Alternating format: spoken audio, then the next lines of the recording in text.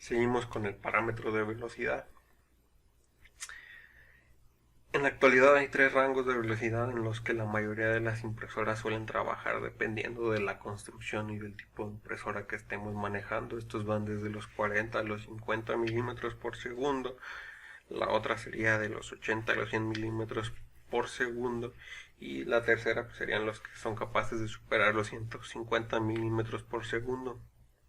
Generalmente una mayor velocidad de impresión significa una menor calidad en la impresión, o sea, en el diseño final, y generalmente también hace que en una velocidad mayor presente una mayor cantidad de errores que incluso pueden llegar a echar a perder toda la impresión. Una velocidad de impresión muy lenta puede causar deformación.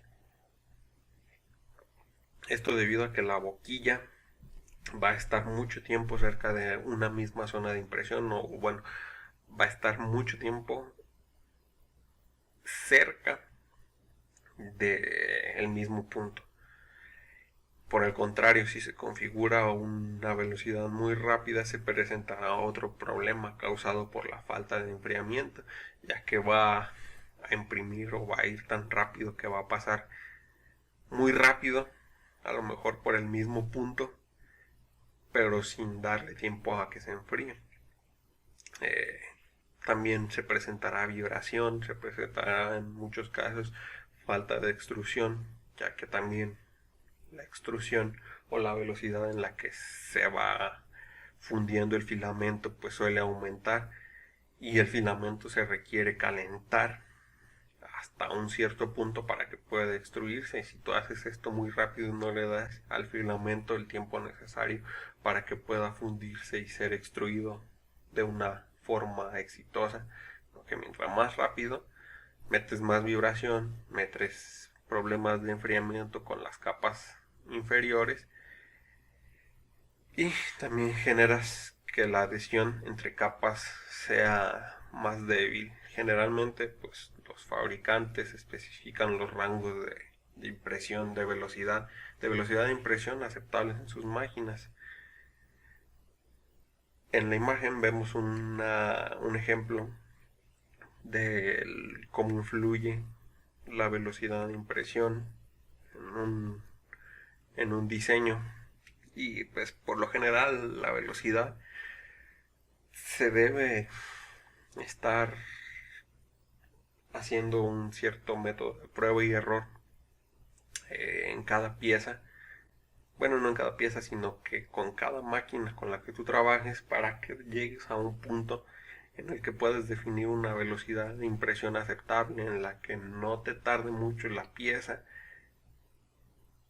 pero sin, no se arriesgue o no se sacrifique la calidad. En el cubo vemos que hay vibración. Bueno, en la imagen vemos la vibración a la parte derecha de una velocidad de impresión muy alta. Pues empieza a generar vibración, mientras que en el otro vemos que la velocidad de impresión fue un poco más lenta y la calidad de la impresión se puede notar. Hay otro problema importante en el parámetro de la velocidad. Si tú aumentas la velocidad tal vez a límites o que excedas los límites de lo que tu máquina puede dar, se pueden presentar casos en los que la máquina se mueva tan rápido que pierda el movimiento, que pierda la referencia, y que el motor o que el mecanismo de movimiento interno de la máquina se pierda o se pase debido a la inercia del movimiento y se genere un cambio de capa. Este cambio de capa lo vemos en la imagen naranja, como debido a que tal vez en esta impresión se generó un movimiento demasiado rápido, tan rápido que pues el mecanismo perdió su referencia o su punto, sus pasos, perdió sus pasos y se brincó. Ya desde ahí ya esa impresión ya quedó defectuosa, y en realidad no va a haber forma de regresarlo a la referencia exacta de donde estaba.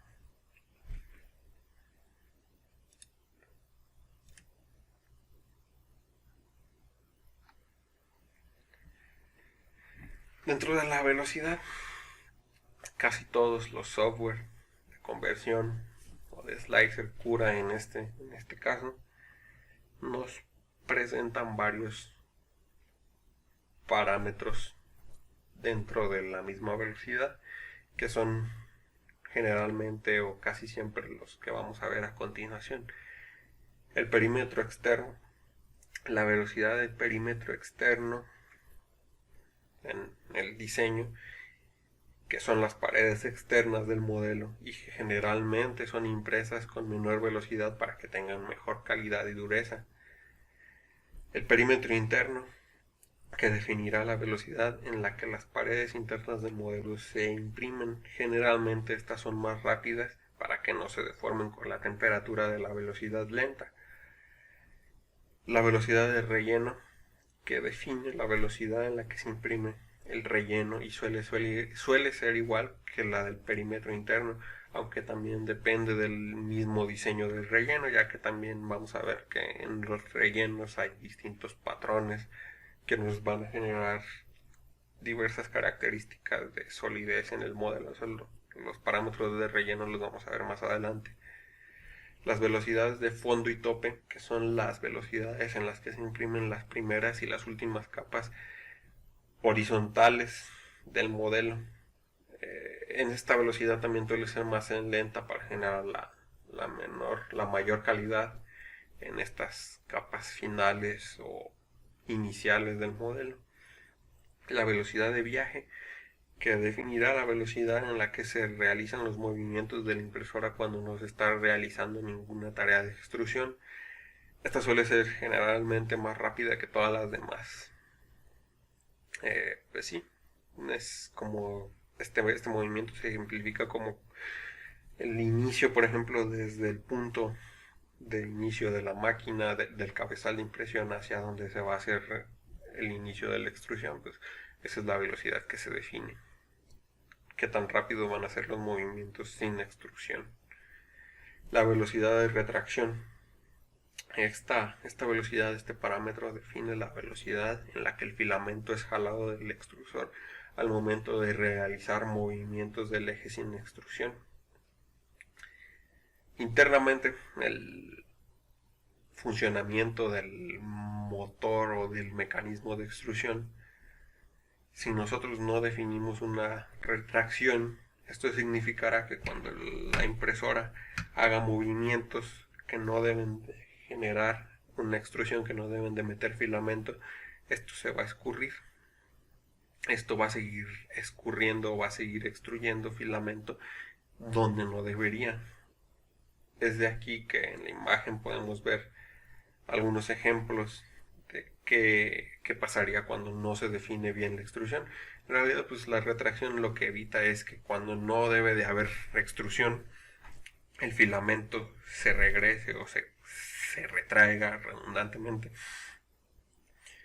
para evitar que siga goteando, que siga saliendo de la boquilla.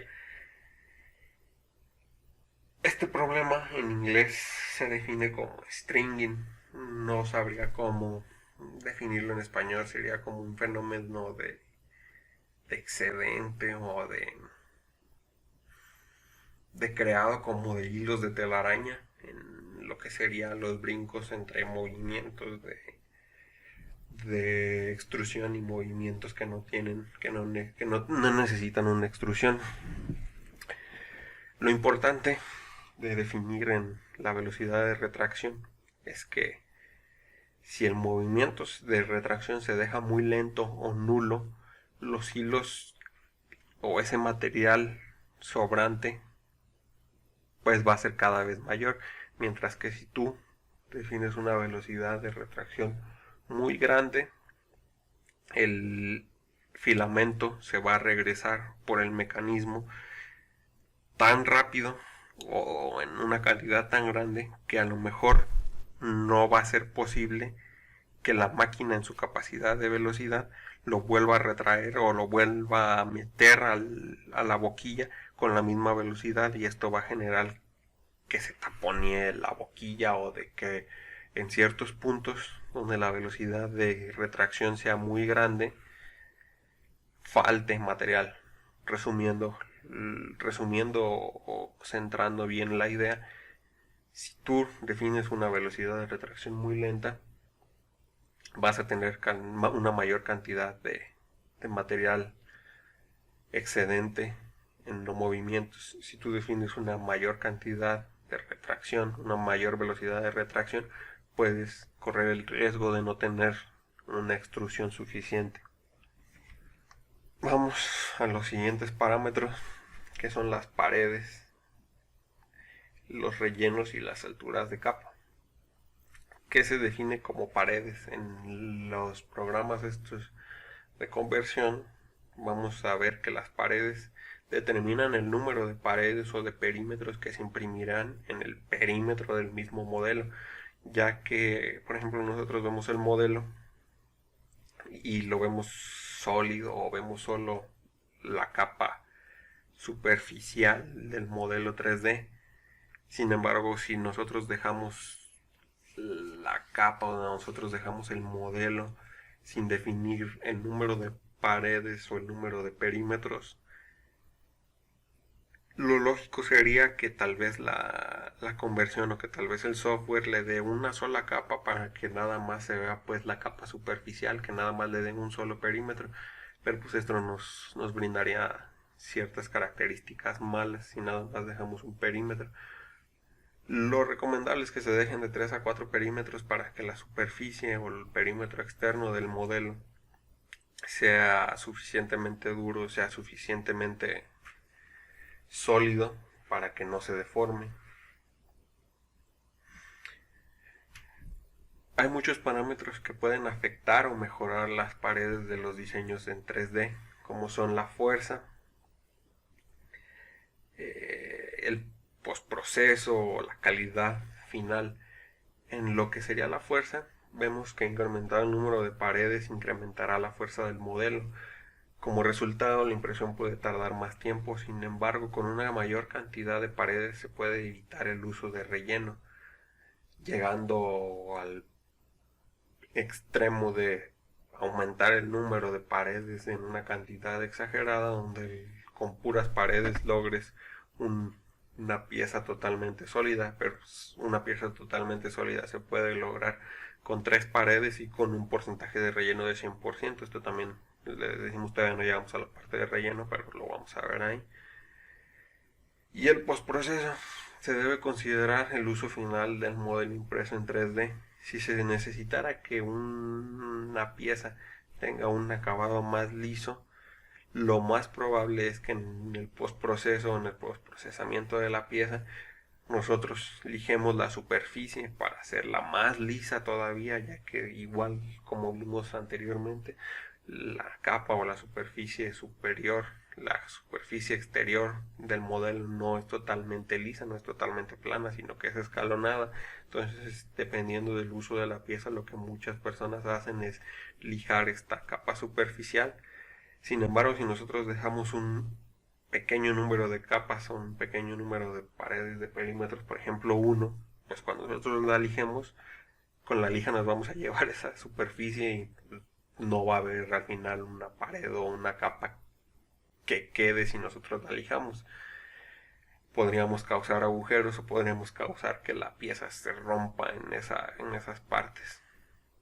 En ciertos casos, o en ciertos materiales, por ejemplo, que nosotros imprimamos en un filamento con un material ABS, el postproceso se definiría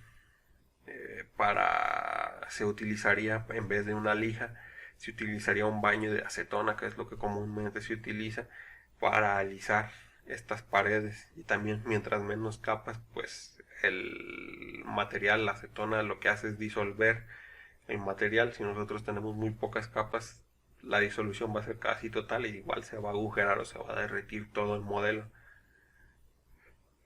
Por lo general, una buena medida de configuración para estas paredes es que la suma de las paredes sea igual a 2 veces el tamaño de la boquilla extrusora. Por ejemplo, si nosotros tenemos una boquilla de 0.4, el número de paredes que se tengan que extruir o que se tengan que crear deberán sumar 8 milímetros. Entonces serían 2 paredes para una boquilla de 0.4. Por lo general se utilizan 3 o 4 paredes. Por lo general, entonces en 3 o 4 paredes sería 1.2 milímetros o 1.6 milímetros para una boquilla de 0.4. El grueso de la pared y volumen. Por lo general, cuando se diseña un modelo en 3D, en el software de diseño de 3D, no se considera que este diseño tenga un volumen o un grueso de pared. Estas características deben ser agregadas para poder ser impresas. En el software, aquí sería un poco difícil de explicar, pero básicamente a lo que nos referimos es que al nosotros diseñar una pieza, en el software se considera como si fuera un ejemplo, una hoja, que nosotros estamos doblando la hoja o que nosotros estamos haciendo una pieza derivada de una hoja de papel, donde esta hoja de papel el software lo toma como si no tuviera ningún volumen, solo una superficie que puede ser medida. En imagen vemos que esta hoja, pues igual en el cuadro en la parte izquierda no tendríamos un volumen o no tendríamos una configuración, una capa, no tendríamos una impresión o un número definible de paredes. De hecho, si nosotros intentáramos mandar a imprimir un modelo como el que se presenta en la imagen de la izquierda, no podríamos imprimirlo. El mismo software de conversión nos daría un error en el que el diseño o en el que el modelo se presenta como indefinido. Entonces, si nosotros cambiamos este modelo y lo cerramos, lo hacemos sólido, definimos una pared que sea paralela a las paredes esta y cerramos el modelo, pues vamos a definir ya cierto volumen, y este wall thickness pues ya sería lo que sería el ancho de la pared. Ya ahí ya este modelo sí en el software de conversión sí nos lo representaría como que tiene un volumen, y sí nos dejaría imprimirlo. Esto lo vamos a ver un poco más también en lo que sería el diseño en 3D, en la pequeña muestra de diseño 3D que vamos a manejar más adelante. Vamos a pasar a lo que es el relleno.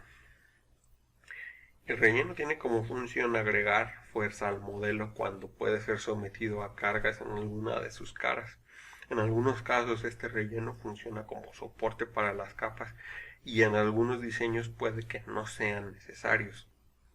Su función se limita a llenar el espacio que está dentro del modelo. También volvemos a lo que mencionamos en temas anteriores. A veces nosotros requerimos que el modelo sea hueco. Si las características de nuestro modelo permiten que el modelo sea hueco sin afectar las paredes superficiales, ya sea superior o inferior, bueno, o de las mismas laterales, pues lo podemos hacer sin la necesidad de soporte. El relleno puede darse con diferentes estilos, y generalmente cada estilo cumple con un propósito diferente según la aplicación del modelo. Este mismo relleno se puede clasificar en dos grandes ramas: el modelo, el relleno estético y el relleno estructural.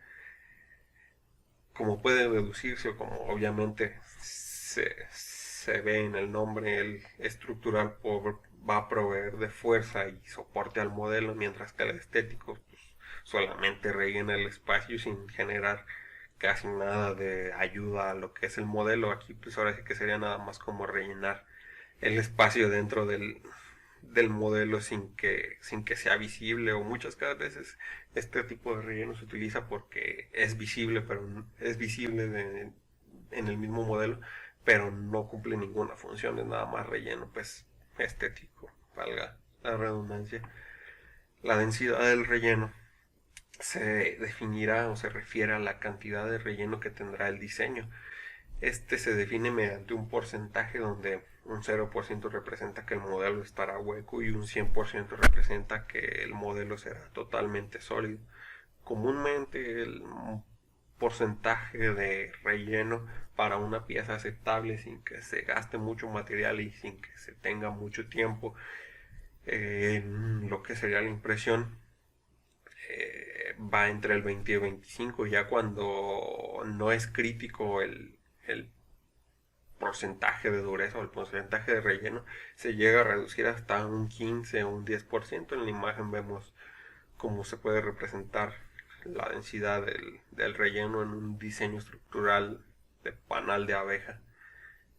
Como les digo, cada tipo de diseño, cada tipo de patrón de relleno cumple o tiene ciertas formas o ciertos parámetros que nos brindan para el soporte del mismo material.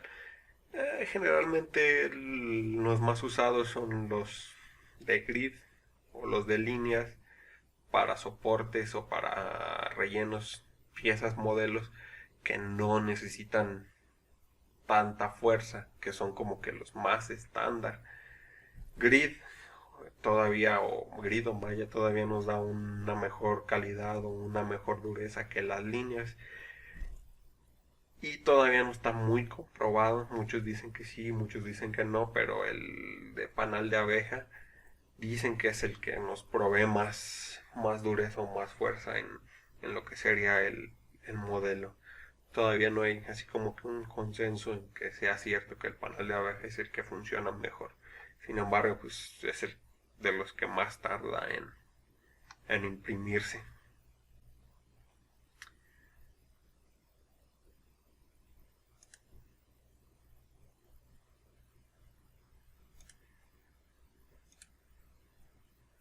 Vamos a tratar ahora lo que es la altura de capa, ya en un aspecto ahora sí que más específico y más técnico de la altura de capa, también breve, que es exactamente pues, lo que parece y es un poco más redundante a lo que ya hemos explicado. Es la altura exacta en la que cada capa será impresa. Esta característica va a impactar directamente a todas las demás, ya que influyen la resolución, la temperatura, la velocidad y el acabado exterior. Generalmente se miden micras, que equivale a 0.001 milímetros, ya que es la unidad de medición es un poco muy pequeña para lo que generalmente estamos acostumbrados.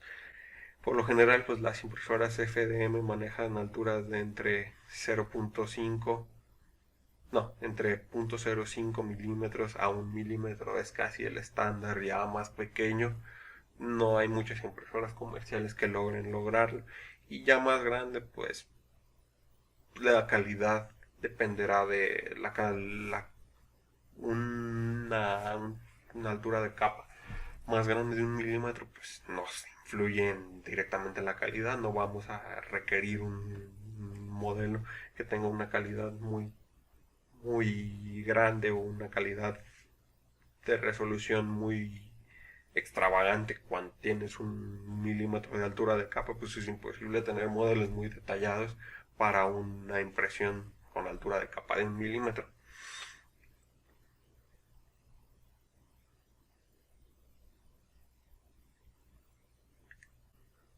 Pasamos a lo que es la temperatura. La temperatura y por ende la transferencia de calor van a jugar un papel crucial en la impresión en 3D. La temperatura, pues, la transferencia de calor es la base del funcionamiento del sistema casi en su totalidad, debido a que una temperatura baja impedirá que el filamento se derrita y pueda ser extruido, mientras que una temperatura muy alta empezará a quemar el filamento y por ende va a dejarlo inútil para nuestros propósitos de impresión.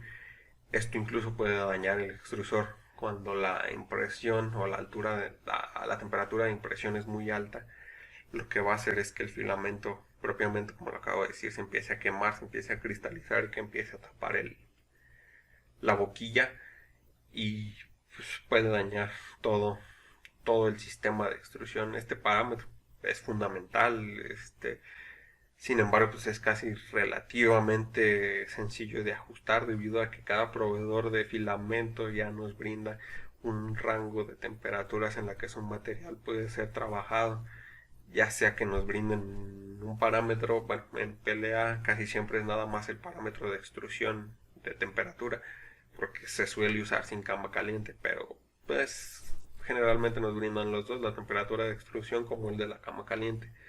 La cama caliente vamos a ver que es también más adelante una base de impresión donde también se calienta, no nada más es el extrusor el que se calienta, nos brinda ciertas características o ciertos parámetros que nos pueden beneficiar o dañar el modelo que se está imprimiendo.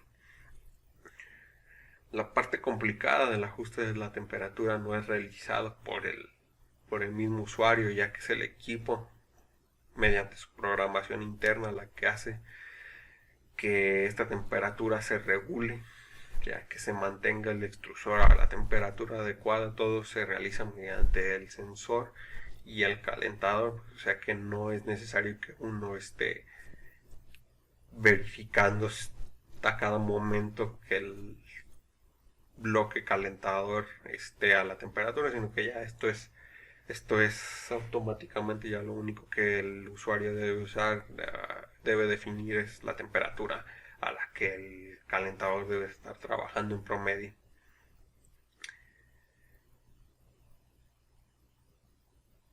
Otros parámetros que pueden afectar la temperatura de esto es la velocidad de los ventiladores de impresión y los ventiladores del radiador, que sería en la imagen pues el ventilador que está pegado al azul. Hay estudios que han demostrado que los objetos que son impresos a muy bajas temperaturas suelen tener burbujas de aire. Estas burbujas de aire vuelven más frágiles estos modelos, pero esto al mismo tiempo no significa que imprimir a altas temperaturas sea la opción correcta, debido a que la temperatura alta va a deformar todo el modelo. Como les mencionaba, pues toda la temperatura se va transfiriendo desde la capa superior o la capa que más recientemente se ha impreso hacia abajo. O sea que siempre va a haber una transferencia de calor entre capas. Mientras tú tengas la temperatura de impresión más alta, pues esta temperatura va a ser más prolongado, va a durar más tiempo en enfriarse, o va a durar más tiempo el caliente el modelo y va a tender a deformarse. Otro parámetro que aquí sería importante recalcar es el de la velocidad y el de la cantidad de ventilación que tiene el bloque o el radiador del extrusor. En casi todos los extrusores se maneja un radiador para que el calor no se extienda durante todo el filamento, sino que se quede concentrado nada más en lo que sería la boquilla y el bloque calentador. Si este calor se llega a irradiar más arriba del filamento, va a lograr o se va a hacer que el filamento no se pueda extruir, dado que se requiere que el filamento sea sólido en cierto punto y que se vaya fundiendo en el punto adecuado, que se vaya fundiendo en la boquilla. Si este calor o si este filamento se vuelve flexible más arriba, pues simplemente no va a bajar por la boquilla.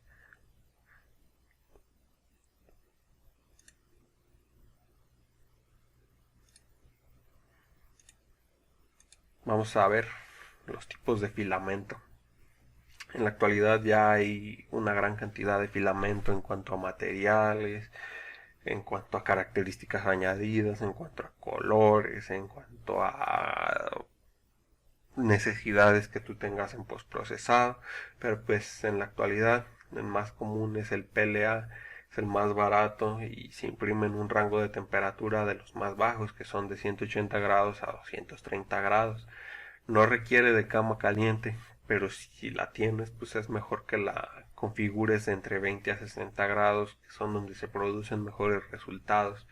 Este filamento se realiza con materiales algo orgánicos, algunas veces con ciertos productos derivados de la caña de azúcar, de maíz, y pues es de menor toxicidad y proviene, como les digo, de fuentes orgánicas. El ABS pues es el segundo en popularidad, es un poco más costoso, requiere ciertas condiciones o configuraciones más específicas para obtener resultados óptimos. Se requiere forzosamente de una cama caliente y que esté entre 80 a 100 grados, una temperatura de impresión de 210 a 250, y también se necesitará preferentemente que la impresora esté en un entorno cerrado, o sea que el equipo tenga como un contenedor o que sea un entorno cerrado el equipo, que el equipo pues esté como cerrado en su parte de proceso. No me refiero en sí a que esté en un cuarto cerrado siempre, sino que la máquina en sí tenga como una tapa o que sea una caja cerrada. Esto con el fin de mantener la temperatura estable, que es más sensible a los cambios de temperatura. Pues sí, porque básicamente si se enfría rápidamente se produce un panteo, se puede despegar de la cama y pues todo el modelo va a salir mal. Lo que hay que tener en cuenta y recalcando con lo que decía de que se requeriría que el equipo esté a una caja cerrada, más no que esté en un espacio cerrado, es que este material es tóxico y su exposición prolongada a los vapores que se generan cuando se está fundiendo, pues sí pueden ser dañinos. O sea que se requiere que haya ventilación en el cuarto donde está la máquina, más no que la máquina esté ventilada bien. El siguiente material es el TPU. Es un filamento que es flexible. También todavía no es muy conocido ni es muy popular su uso, porque requiere condiciones más específicas aún y requiere de ciertos extrusores especiales para que llegue a ser una impresión exitosa. Pero pues nada más considerar que es un material que tiene en sus características la flexibilidad. Entramos a lo que es el tema de la adhesión a la cama caliente. La adhesión a la cama caliente se define como la habilidad del plástico de impresión 3D a adherirse a la cama de impresión. Cuando el modelo no se fija adecuadamente a la cama de impresión, se obtendrán resultados pésimos. Esto puede variar con diferentes materiales, con diferentes filamentos y con la cama de impresión en sí. Eh, Parámetros que también más adelante van a definirse con lo que sería la calibración del equipo, la limpieza de la cama y la temperatura. Pero pues sí, la adhesión a fin de cuentas se refiere a la capacidad de que el material se adhiera a la cama. En el concepto de adhesión a la cama se encuentran tres parámetros que ayudan a definirlo y que son la permeabilidad de la cama. Esto hace referencia a la habilidad de un líquido a penetrar sobre una superficie sólida. Idealmente, mientras más sea el área de contacto entre el plástico y la base, la adhesión será mayor. O sea que si tienes mucho plástico, mucho mucha área, o tu diseño tiene un área mayor en su primera capa, pues va a tener más superficie de donde adherirse, por lógica.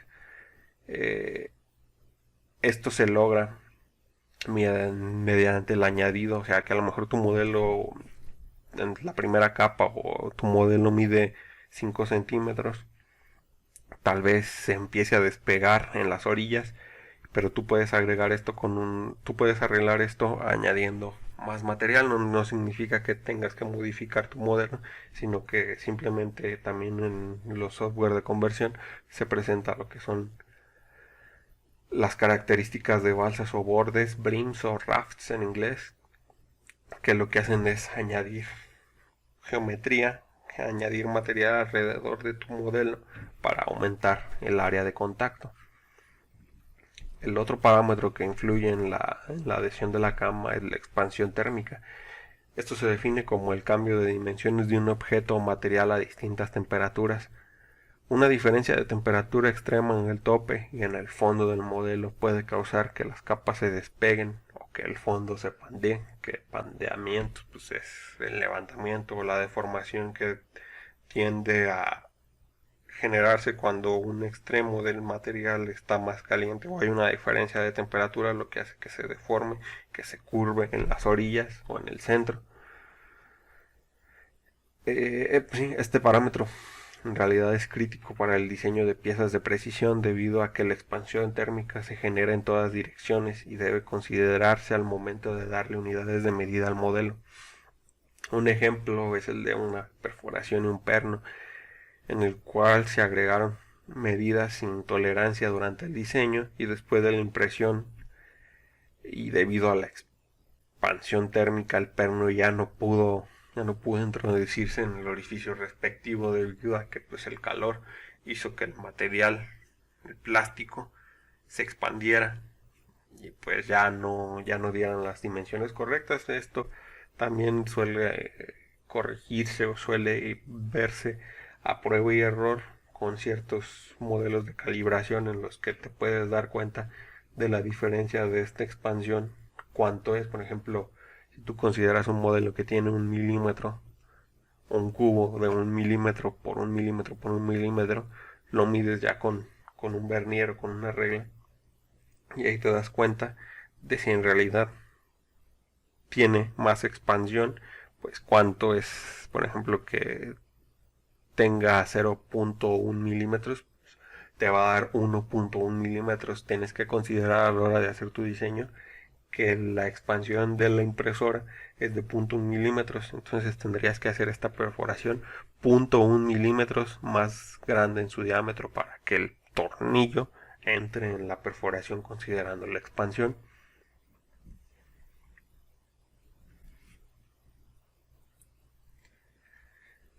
La calibración de la cama. Vamos a entrar a lo que es la calibración de la cama.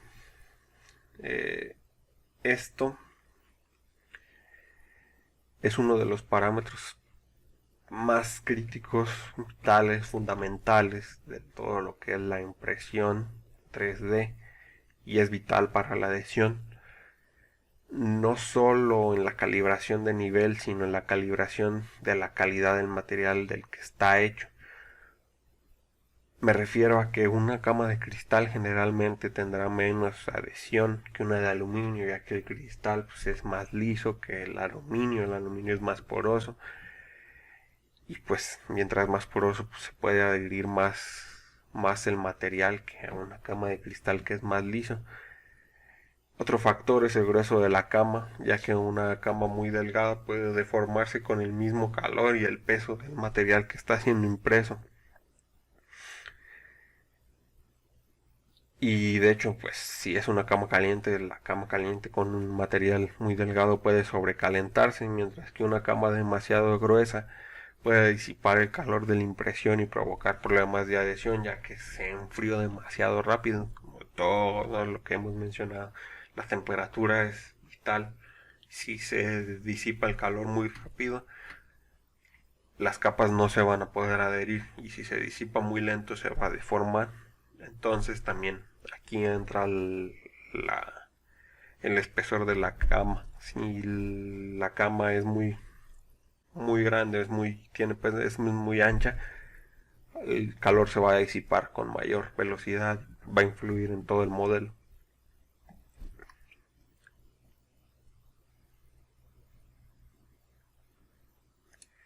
¿Qué podríamos hacer? Como les mencioné brevemente, el uso o la mejor adhesión, el mejoramiento de la adhesión se puede lograr mediante un mayor contacto. Los brims, las faldas, los bordes o las balsas, las racks, que en inglés se pueden utilizar y son una solución que puede ser la mayoría de los casos la solución para tus problemas de adhesión. El borde, pues sí, lo que hace es incrementar el área de impresión paralela o sea, paralelo hacia, o concéntrico más bien, del modelo hacia afuera de lo que es el modelo. No hay mucho ahí que explicar, es como nada más agregar ciertas paredes alrededor del modelo para que se haga una capa más grande. Sin embargo, hay otra opción que son las balsas, donde se va a generar redundantemente una balsa, que es otra geometría que serviría como un cierto soporte, como una balsa abajo del modelo. Ya el tamaño de esta balsa pues va a depender de cómo la quiera definir el usuario.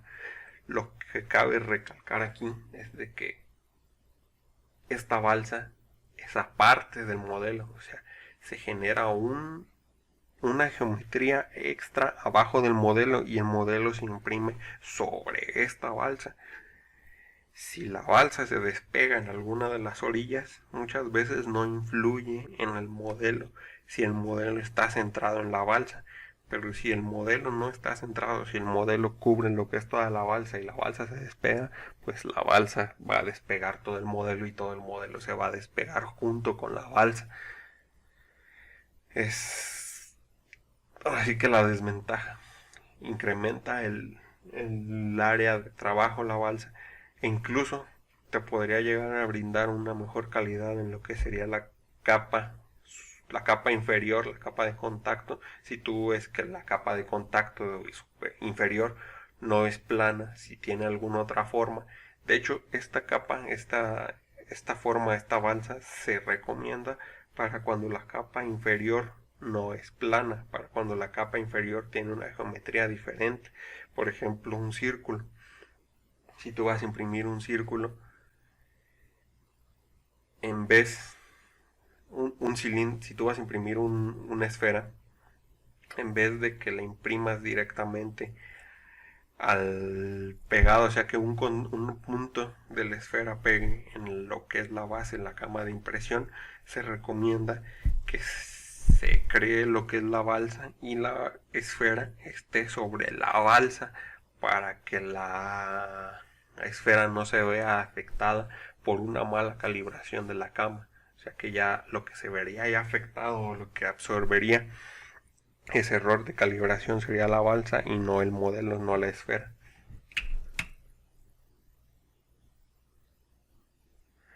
Por último, en este módulo vamos a pasar lo que sería el G-code o el código G.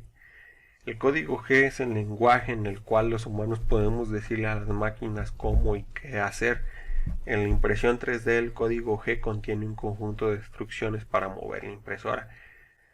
Y en realidad es un formato también de archivo. Lo que pasa o la diferencia con el STL es que el STL contiene la definición o contiene lo que es el modelo y el código G ya es el resultado de la conversión del STL mediante el software de conversión en instrucciones para la máquina. El código G se genera mediante muchos programas de producción de piezas que generalmente son los mismos que generan los soportes y los agregados que ya mencionamos, y pues a fin de cuentas el software genera la codificación adecuada para que cada tipo de impresora, según las configuraciones que el usuario desee, pues sean entendibles para la máquina. Un código G de ejemplo pues es el de la imagen donde G1 indica la línea del código en la que, bueno, donde el 11 para empezar indica la línea en el código en la que se encuentra. Una G o una M se refiere a que si es una instrucción G o una instrucción M, esto ya es entrar muchísimo a lo que sería ya el funcionamiento o la codificación del mismo software. No es la intención entrar ahorita a lo que sería la producción del código G, solo conocerlo para saber qué son las instrucciones.